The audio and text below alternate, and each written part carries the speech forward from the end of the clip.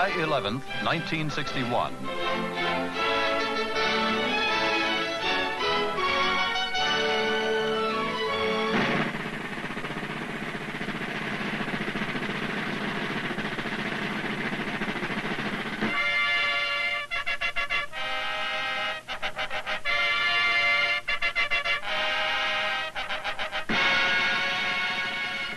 Trumpets herald the arrival in Washington of the Pakistani jetliner bearing President Mohammed Ayyub Khan.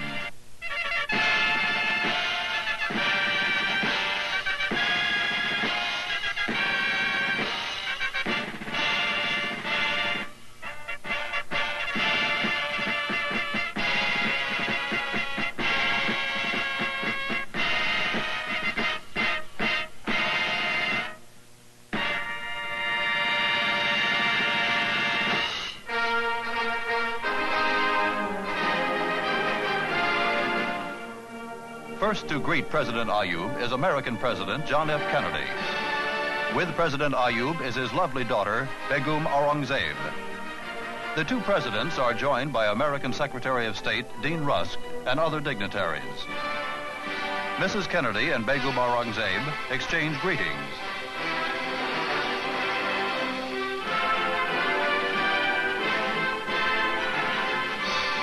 President Ayyub makes his way along the reception line, while President Kennedy greets each member of the visiting Pakistani party. Prominent among them are Pakistan's Minister of External Affairs, Manzoor Qadir, and Minister of Finance, Mohammad Shoaib.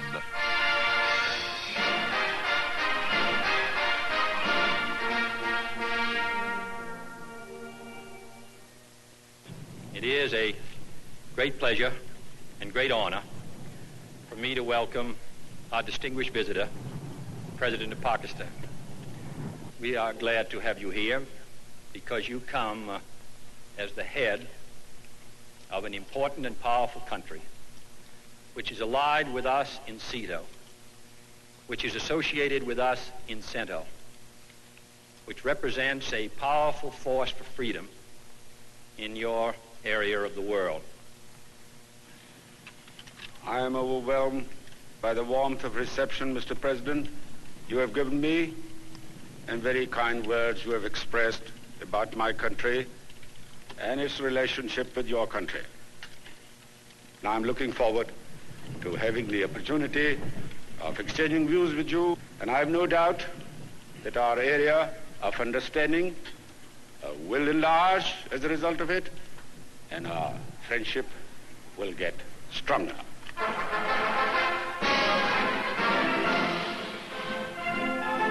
Full military honors are paid to President Ayyub, World War II veteran of the Burma Front and the former commander of his country's armed forces.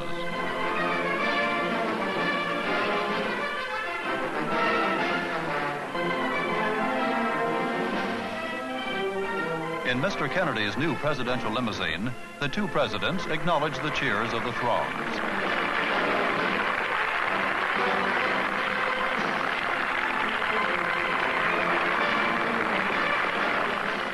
The end of the parade finds the presidential party at the Blair House, the president's official guest house, where the distinguished visitor will stay for the first 3 days of his 8-day visit in the United States.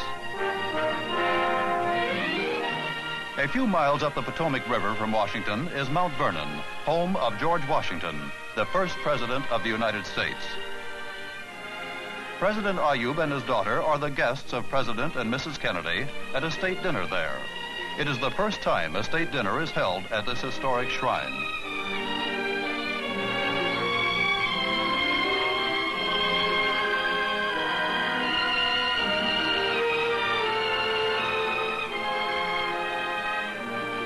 The 16-mile trip provides lovely views of the natural beauties along the banks of the Potomac.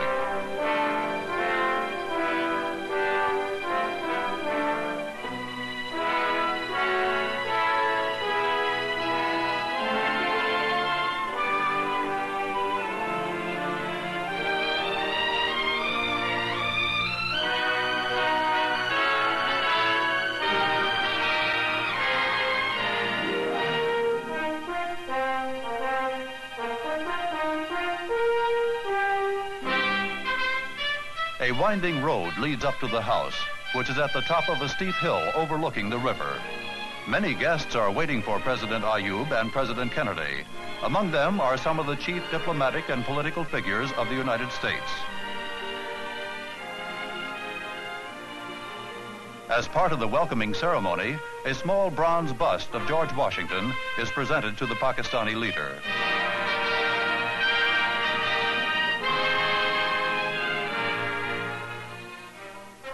As a special entertainment, a military pageant of colonial times is enacted.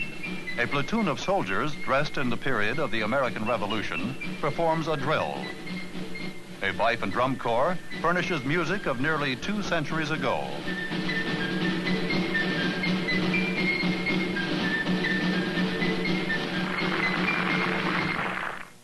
The state dinner takes place outdoors on George Washington's favorite sweep of lawn overlooking the river. President Ayyub described the canopy, specially constructed for the occasion, as an American shamiana. At the dinner, President Kennedy, speaking for all Americans, says that no one could be a more welcome guest than President Ayyub. The following day, President Ayyub goes to fulfill one of the primary purposes of his trip to the United States: to exchange views with President Kennedy and to become personally acquainted with him. Before an unusually large representation of the international press, President Ayyub confers with President Kennedy and Vice President Johnson. They stress the need of the nations of the free world to attain unity in order to promote international peace and ensure national security.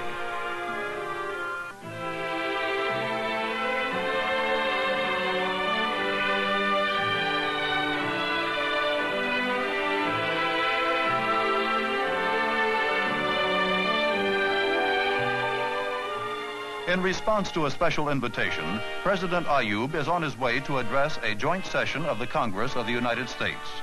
The two houses will convene together as a signal honor to the visiting head of state.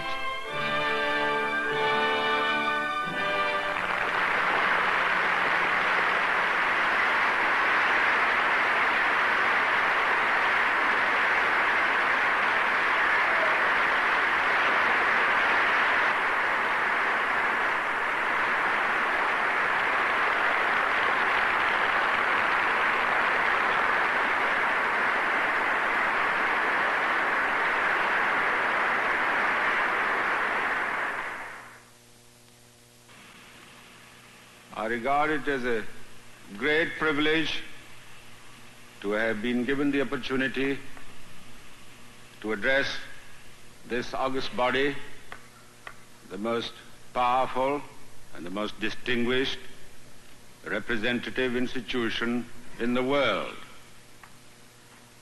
I come from Pakistan.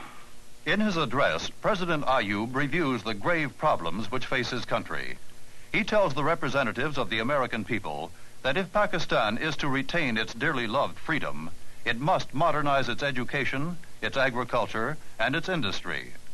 He acknowledges the great value of American assistance to Pakistan and states that his country takes a keen interest in the way things go in the United States. Ending his address, he expresses his confidence that the friendship between Pakistan and the United States will continue to grow in strength.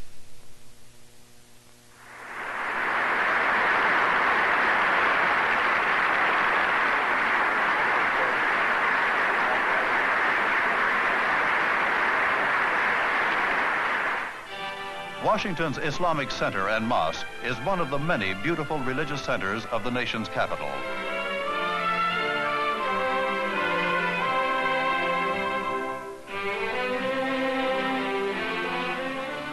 President Ayyub arrives to visit this place of worship for Washington's Muslims.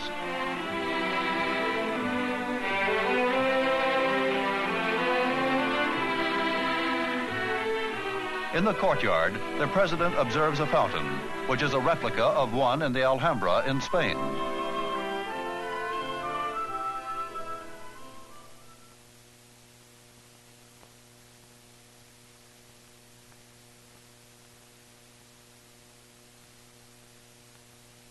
The visitor is guided through the mosque by its director, Dr. Mahmoud Hobala.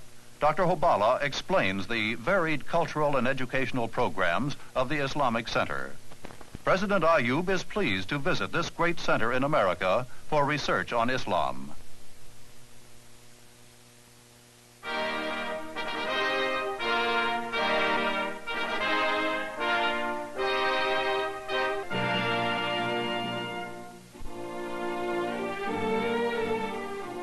The Embassy of Pakistan is the scene of a meeting between President Ayyub and Pakistani residents of Washington. Speaking to students among them, the President stresses the importance of their coming to the United States to study. He adds that on their return home, he trusts that they will put their knowledge at the service of their country. The National Press Club in Washington is a meeting place of some of the world's most influential newsmen.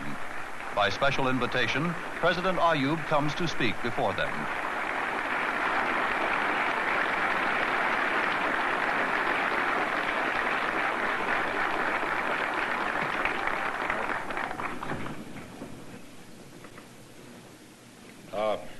Mr. President and gentlemen, I feel rightly honored to have been given the opportunity to come to this world-famed institution and to have the opportunity to see you gentlemen.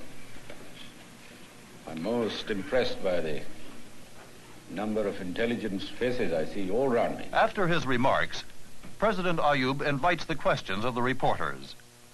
In answer to one question, he states that the goal of his government's domestic program is the unification of his people with common values and in strong national purpose.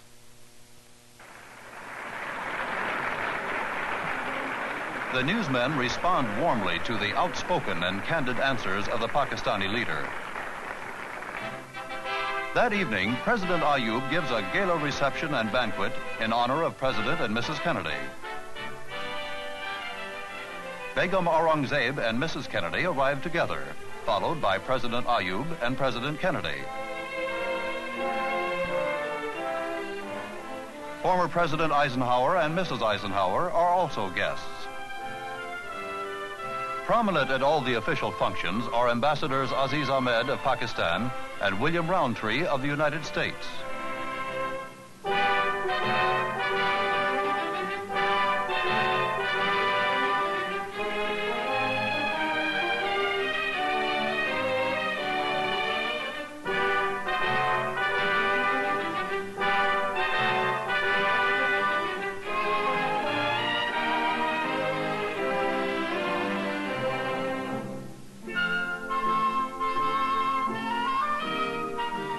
As the reception line is being formed, the host makes sure that his guests all talk to each other and that everyone enjoys himself.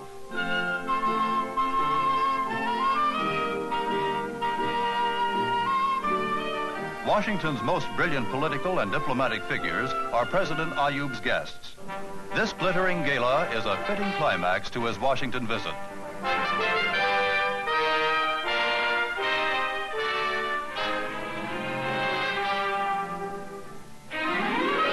Next morning, the President and his daughter leave Washington for New York City. New York City, America's largest metropolis, city of skyscrapers, home of 8 million people, site of the headquarters of the United Nations.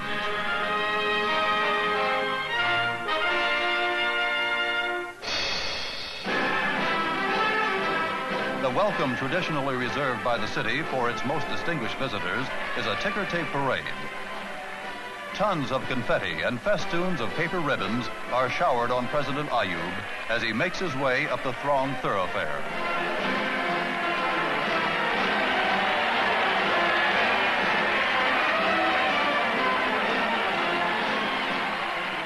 The turnout is large and enthusiastic as thousands of New Yorkers crowd to welcome a man who has proved himself the champion of a free people.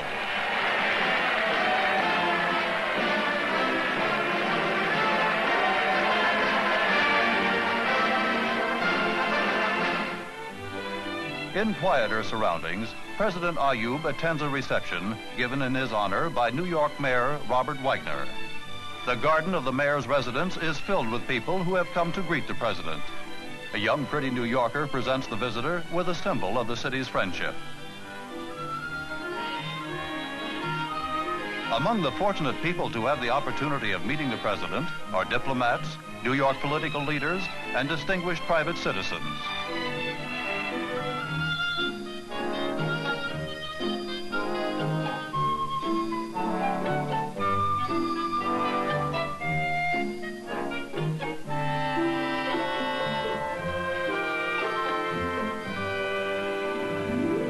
Leaving New York City, the president flies to San Antonio, Texas.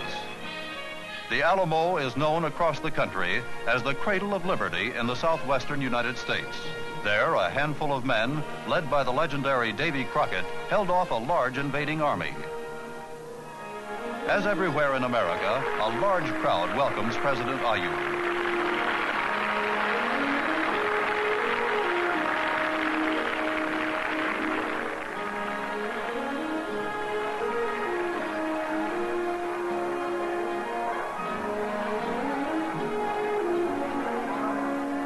Vice President Lyndon B. Johnson, a native of the region, accompanies President Ayyub on his tour.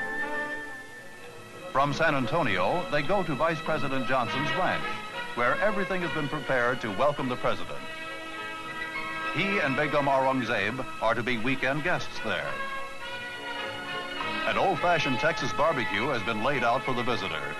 This is a help-yourself occasion, with everyone taking as much or as little as he wants. 50 Pakistani students are guests at the ranch. The informality makes it possible for them to talk to the president about their studies. The president is not familiar with the tin cup from which coffee is traditionally drunk at these affairs. A band of singers in Mexican dress provides entertainment for the guests. Mexican culture is very much a part of life in Texas and the American Southwest. The state capital at Austin is President Ayyub's next stop.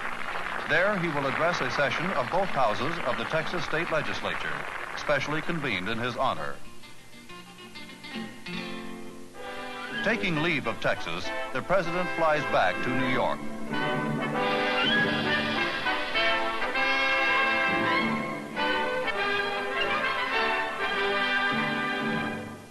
In New York, the United Nations prepares to welcome one of its staunchest supporters.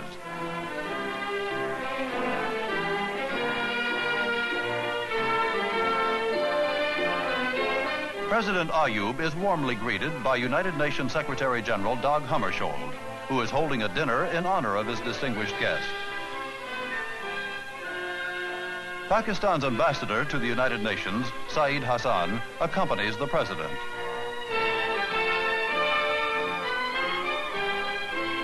The President and the Secretary General take advantage of their meeting to hear each other's views on many questions of international importance. They conclude that Pakistan's continued cooperation in the United Nations will result in immense mutual benefit.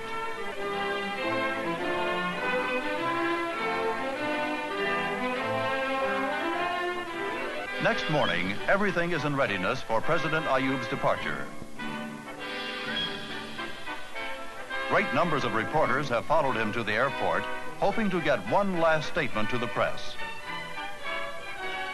President Ayyub has become a favorite with American newspapermen, impressing them with his willingness to give forthright answers to their questions.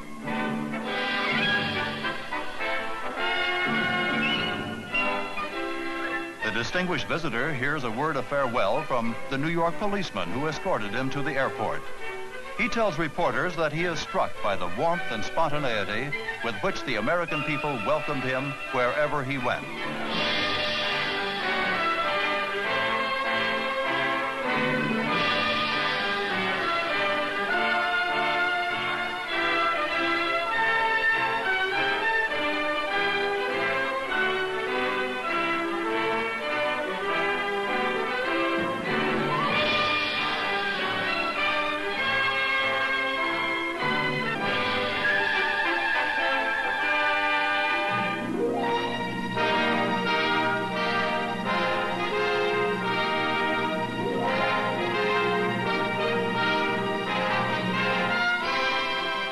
As he returns to his country, President Ayyub leaves a people impressed by his force and loyalty, and a nation convinced of the solid friendship between the United States and Pakistan.